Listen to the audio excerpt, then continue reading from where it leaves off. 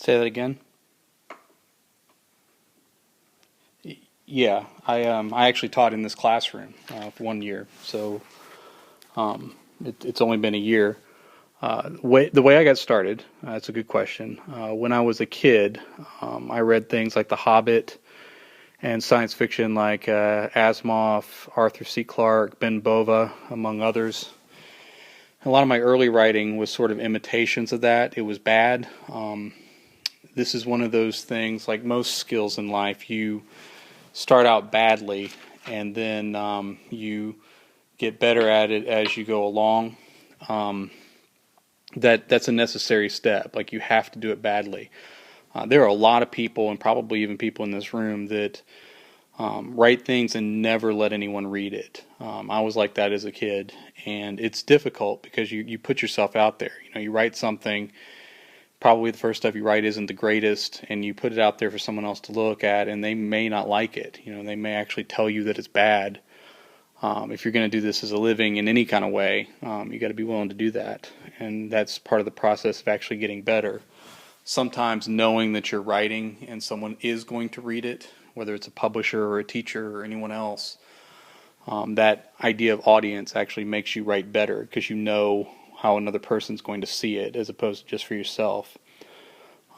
Anytime you write, you can start with what you're interested in. That's not a bad place to start. What you know is a good place to start.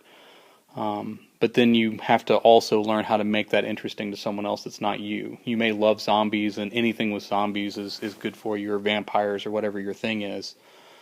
But if you don't know how to make that interesting to somebody else, how to take out the parts that other people are going to find boring, that you maybe in your head like, that's going to get in the way. Say that again. First thing I really published that I really made money from was not very much. I think I made $10. I came in third place in a contest, and that's kind of where I started actually writing more consistently and putting the stories out there. Part of that is learning what makes a story scary, what makes characters seem real, what makes other people care about it. One thing I'm really focused on now, and I've heard more than one publisher that I respect say this, is the first half page is really important to get a publisher interested.